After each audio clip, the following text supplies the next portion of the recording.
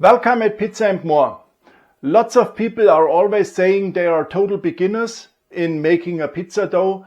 They don't know how it works to make a pizza dough. They don't understand all those abbreviations which we use normally when we make a pizza dough. I'm Jürgen and we make today a real pizza dough for every beginner, not only for beginners, also for the more professional people.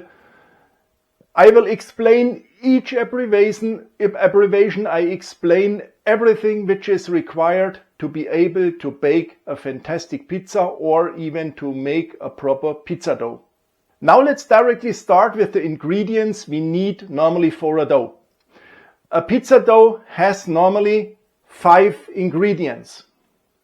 First one is flour, the second one is water, the third one is yeast, the fourth one is salt, and the fifth one, of course, is fun, is passion. You need to love it to make a proper pizza dough. Otherwise, without passion, without fun, you will not be successful when you make a pizza. Of course, today we need 2 ingredients more. Ingredient number 1 is honey, and the ingredient number 2 is olive oil. Now you may ask why I said normally 5 and now we need 2 more ingredients. You need to know in a proper pizza oven, if you make a pizza in a pizza oven, this oven has between 400 and 500 degrees. In this high temperature, the pizza remains normally only 60 to 90 seconds and then the pizza is done. In a normal conventional kitchen oven, it's totally different. We have here temperatures of around 250 to 300 degrees, and I speak here always from degrees Celsius. In a kitchen oven, the pizza remains normally 8, depending maybe sometimes 10 minutes. And this time is far too long for our normal pizza dough, which means our normal pizza dough would simply get dry. And to protect our dough from getting dry, we use olive oil. Of course, olive oil has as well a nice taste, so you can use it as well if you want to add the taste of the olive oil to your dough as well. And second, the olive oil is also very healthy. So from this perspective, nothing speaks against olive oil. And the other ingredient, which is honey, we don't use it because yeast needs food. This is nonsense because in the flour is enough food for our yeast. So we add the honey only because of the caramelization. So in the low temperature oven, the crust gets a better and a nicer color. Now let's lose a few words to the flour. If you want to know everything regarding flour, please have a look in the video description. There you will find the link to a video where I explain everything to flour. But however, let me explain a few things. If you are asked which kind of flour are you using and you say only I have a pizza flour type 0 or type 00, this of course says absolutely nothing. Because the type 00 flour is nothing else than a pastry flour, or a type 0 is nothing else than an all-purpose flour. But this says nothing about the really important values we need in this flour. For making a proper pizza dough, we need minimum 12% of protein. And we need a second value which is very important. It's the so-called W value, which tells you what baking strength the flour has. Let's have a few words to the protein. Minimum protein value should be 12%, 12-ish%. If you have less, then there might be the possibility that the dough gets not the proper gluten structure, the dough gets too weak, and it's not very nice to work with this dough. So the normal pizza flour should start with 12% of protein. The protein value is really printed onto the package of the flour. The W value, normally not. If you have an Italian flour, there might be the possibility that it's also written on the package, but Normally not. But you can find all these required information on the web pages of these mills. And there you can read, okay, W value of this and this and this flour is whatever. So the protein is required. So the higher the protein, you need to know as soon you add water to the flour. In the flour is even the protein and there is some starch. You add you add water, and then through time and through kneading, there is a so-called gluten structure built. The gluten structure is required to keep all the water in the dough and to keep all the air, which produces the yeast and the microorganism, so that all this air also stays in the flour. This makes afterwards a very fluffy and a very airy flour, airy crust. So the higher the protein value, the better, the stronger normally the gluten structure might be. And the W value tells you how long a strong gluten structure of the dough might resist. So if you have a high W value, then maybe the leavening time for this pizza dough might be 48 or 72 hours. If this is a very low rate, maybe 8 hours are enough, or maybe 24 hours. But this information, you can find this as well in the video which I made about the flour. But so that you know, the W value is required. It tells you what the baking strength of the flour is, so how long the gluten structure will remain. And the protein value is important so that we know, okay, if we have 12% of protein, this might be a good pizza flour for a leavening time for around about 24 hours. Then a few words to the yeast. Normally there are two different versions of yeast available on the market. One is fresh yeast and the other one is the dry yeast. Some people say fresh yeast is the best, other people say dry yeast is the best. Everybody should use this kind of yeast which he really personally prefers. Simply to say, if you have in your recipe a special weight of dry yeast and you want to know it in fresh yeast, then simply multiply it by 3 and then you have the amount of fresh yeast you need. Balancing dry yeast is very difficult. For this you need really a precision scale, otherwise you will not be able to measure maybe 0.5 grams of dry yeast. This is almost impossible. And guessing might always lead to a wrong value. One important thing, please don't measure with cups and spoons your ingredients. Always use a scale, then you can guarantee the result might be always the same.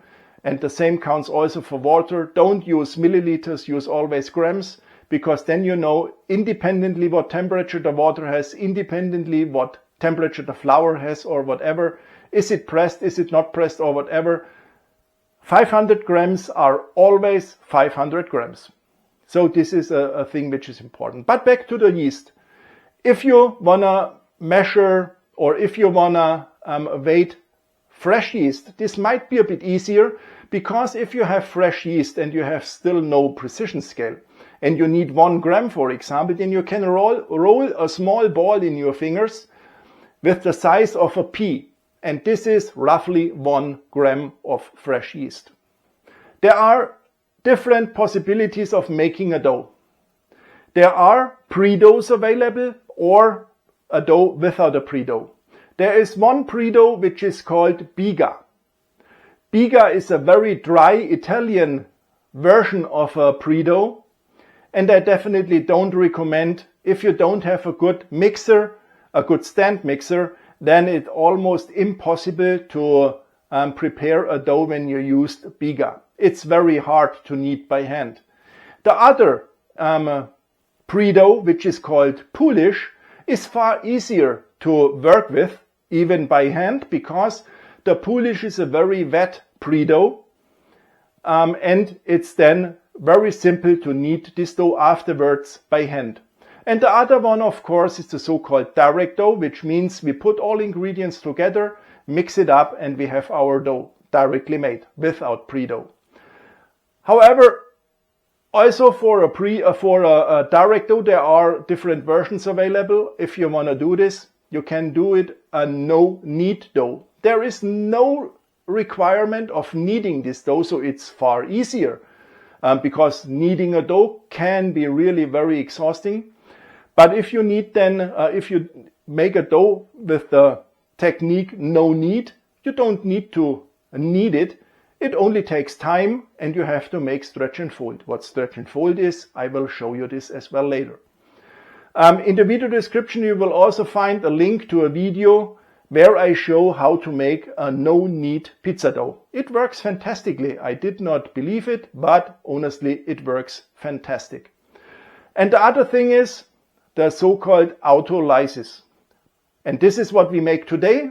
We make a dough with Autolysis, which means Autolysis is nothing else than mixing up the water and the flour and then simply let it rest for 1 hour or so. And during this hour, the dough starts building its gluten structure. The dough kneads itself, and this helps us afterwards when we have to knead by hand.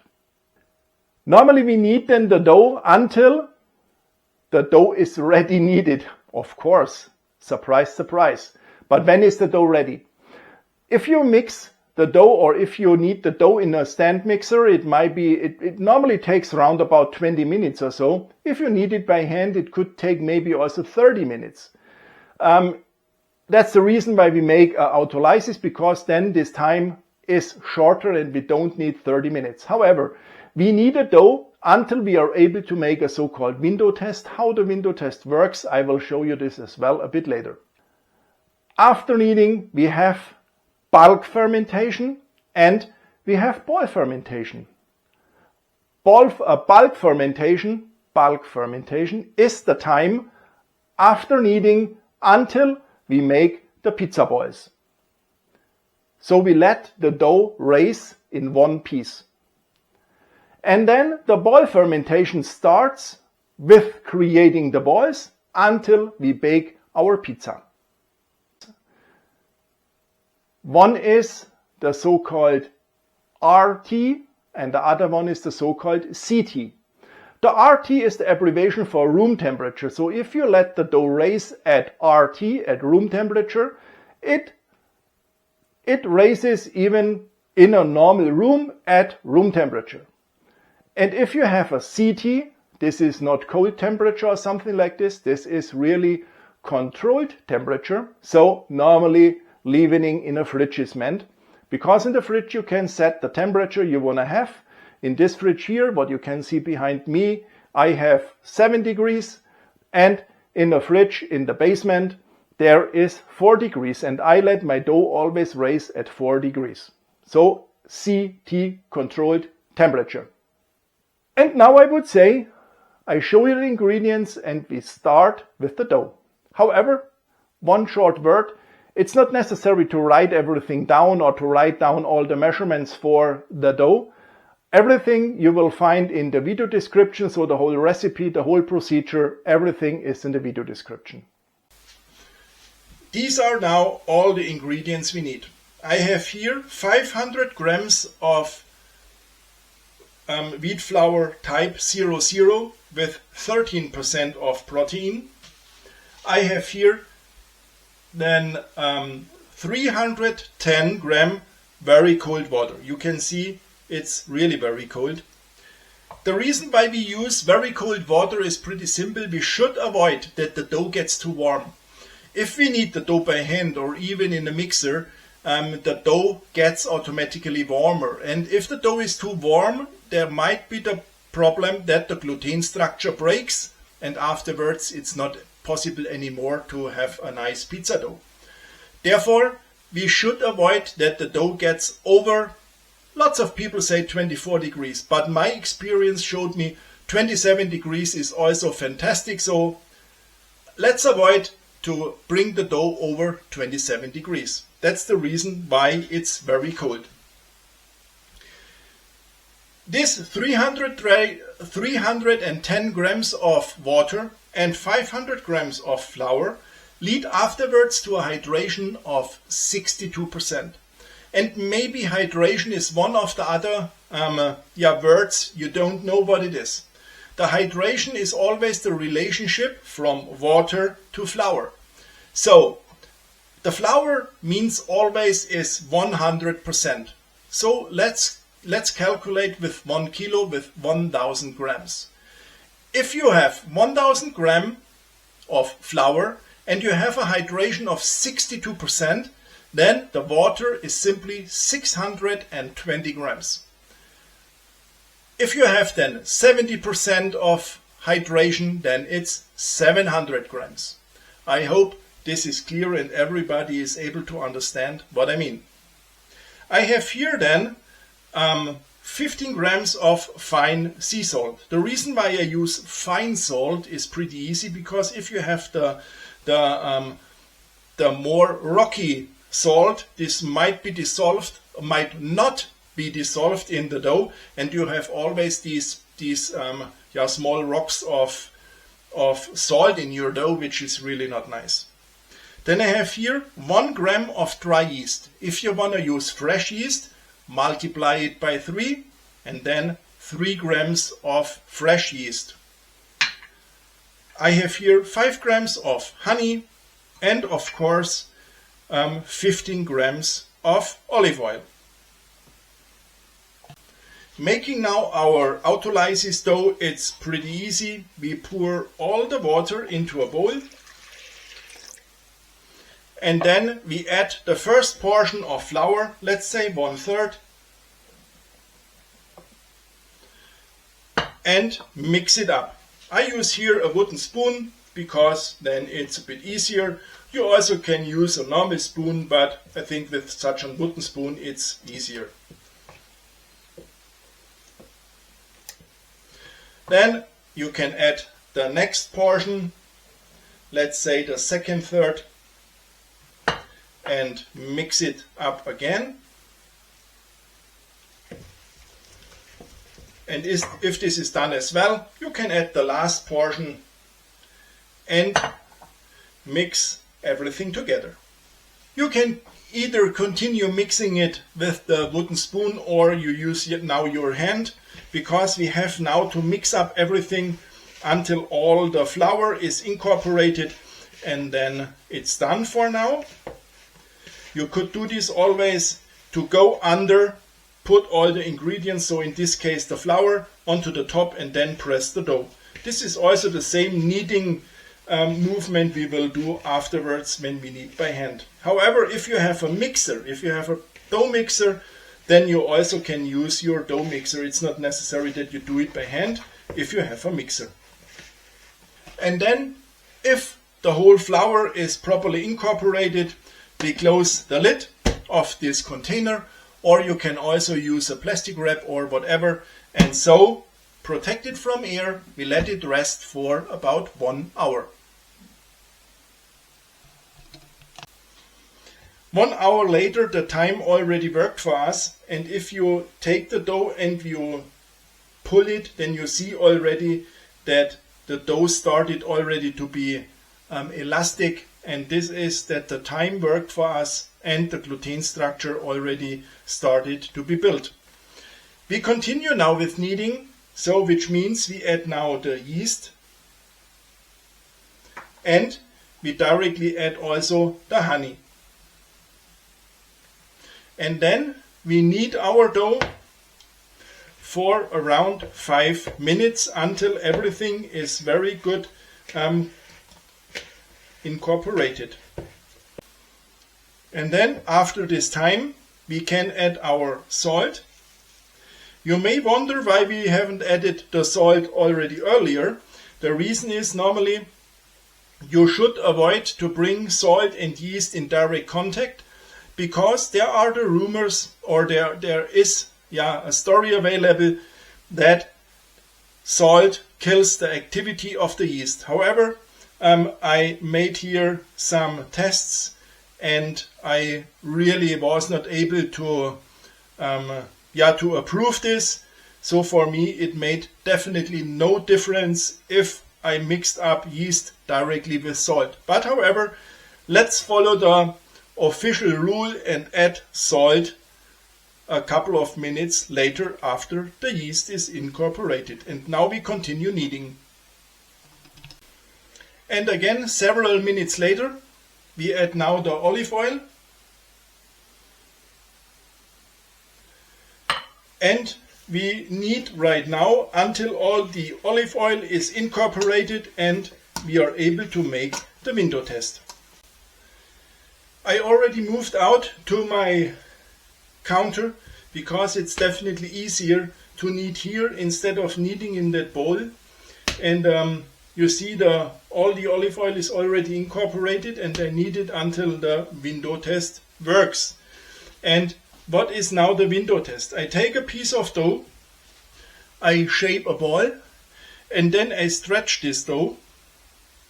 And if it's possible to stretch this dough until you are able to almost watch through it, that's the reason it's like a window. And then you know, okay, the gluten structure is built properly and the dough is ready. Now we do this so-called stretch and fold. The stretch and fold might be required if the dough is super sticky, or if you have more hydration, if you knead it not long enough, the window test will not work or whatever. Through the stretch and fold you are also strengthen the gluten structure, and the dough definitely stops sticking. But you see already my dough sticks as good as no. So therefore normally a stretch and fold would not be the required, but I will show you how it works. Therefore you grab the dough on the left and on the right, you lift it up, put it back onto the counter, stretch it here, fold it over, and do the same from the other side. And you do this several times, and then you already can see how strong and how nice the surface is. And you can see already some smaller air bubbles which come into the dough through this stretch and fold.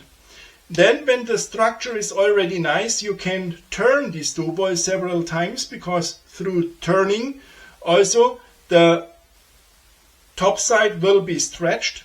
And then we take our little fingers, go under the dough, and then we pull the dough towards us. We don't roll it, we really pull it, then we turn it again, and then so we shape a nice dough ball.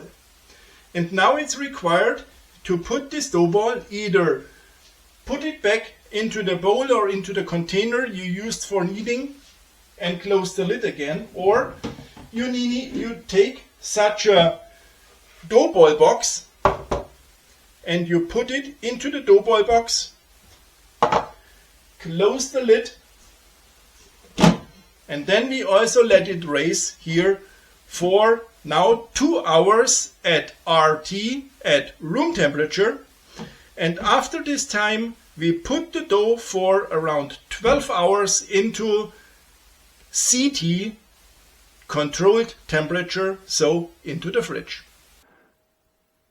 Normally on a pizza we have mozzarella, or even mozzarella di bufala, so from buffaloes, or fior di latte.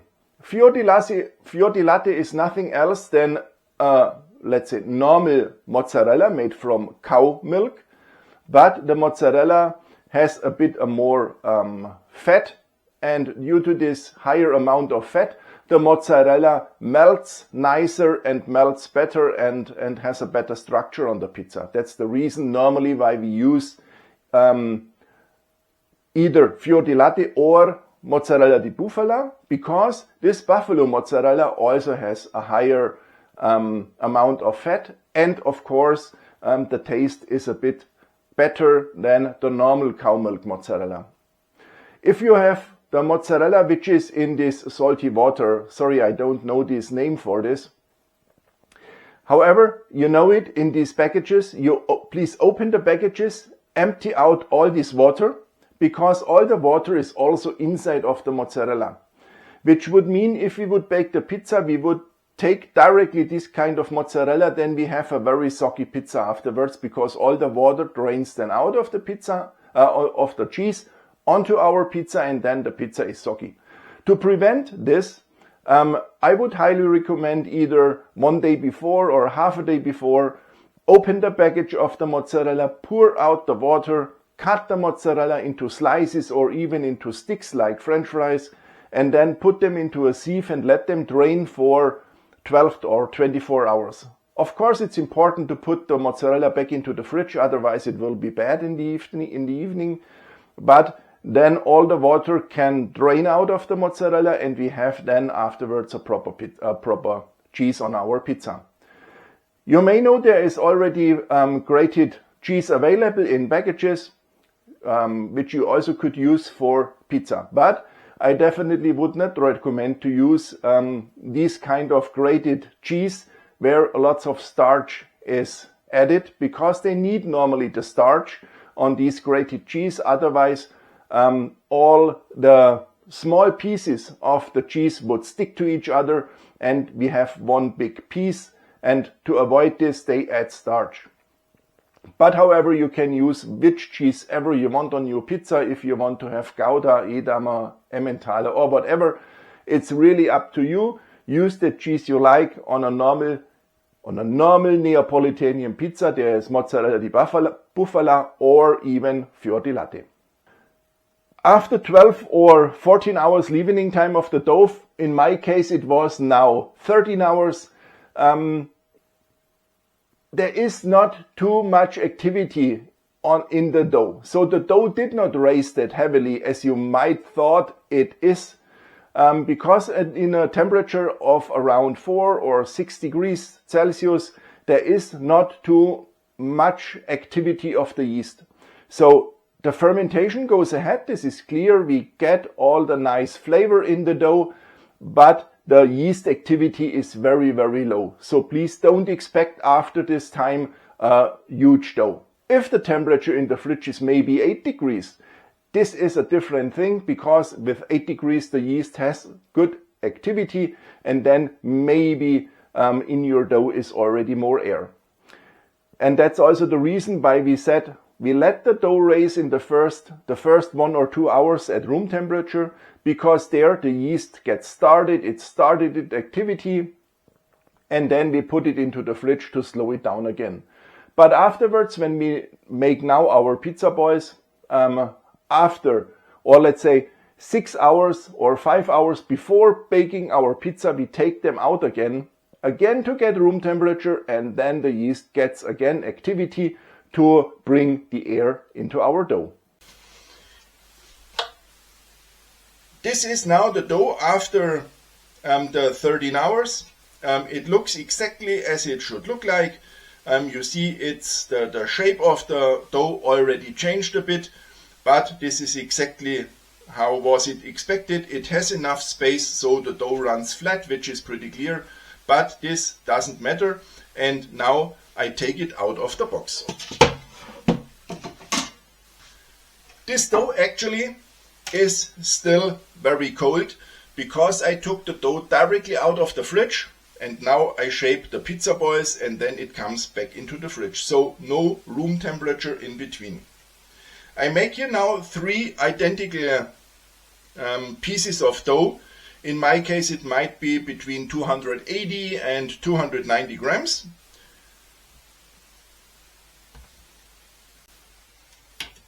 The 3 dough ball pieces need now to be shaped, and for shaping I show you 3 different possibilities right now. So the first one, I have to turn it around again, because we want to keep the side which was during the leavening time on top. We will keep this side already on top, because there is already a nice structure, and we want to keep this nice structure because this helps us already. For the first one we do again the same stretch and fold what I showed you when creating the big dough ball. So therefore we take it from the left and from the right, lift it up, put it back onto the counter, stretch it here and fold it over. Then we do exactly the same. We lift it up, put it back, stretch it and fold it over. And then you already can see how the structure changes. It is a pretty nice and strong surface here already. And then we continue either with such a spatula or with one of those dough carts, And you can use this, and you go always here under the dough, and this, you keep this side on top, you go under the dough and you turn the dough already. And because it sticks a little bit on the counter, the surface gets more stretched and you get a nice shaped dough ball. If you do this, if you did it several times, then you can stop, the dough ball is ready, but you have to guarantee that the dough ball at the bottom is closed nicely. If not, then simply press it together, all the open pieces, all the open parts, and then you have a nice dough ball. I put this dough ball now back into my dough ball box. If you don't have such a dough ball box, you could use also a normal baking tray and close the baking tray afterwards with a plastic wrap or something like this. The next possibility I will show you is you take the dough, you have the other hand, and then always you push the dough from the side towards the bottom, always into the center of the dough ball. And here you also can see, if you do this, the surface of the dough gets stretched and gets strong, and this is exactly what we want. And then at the end, when you did it, you can press the bottom together, and then normally you have a nice dough ball. If this will not work as expected, you can also take again the fingers and press it so together, and then you also have a nice shaped dough ball. And then the third possibility I want to show you is also something like we did when we created this big dough ball. So we make a bit of a ball, and then we go with our fingers under and we pull the dough. We don't roll it again, we turn it, and then we go with the fingers under and we pull it.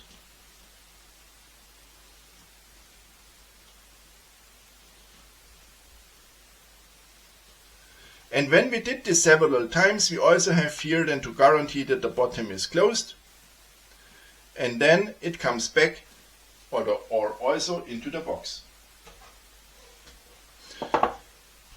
You can see the 3 dough balls now in this box are all together. I did not distribute them into the whole or empty spaces here, because if a dough ball has during leavening space, it will run flat. And if they are a bit more together, this avoids a bit the running too flat. Excuse me. Now it's important to cover the lid and put them back into the fridge. And they will remain now in the fridge, so until 5 to 6 hours before baking the pizza. The time from kneading the dough until right now, when we shaped the pizza balls, was the bulk fermentation.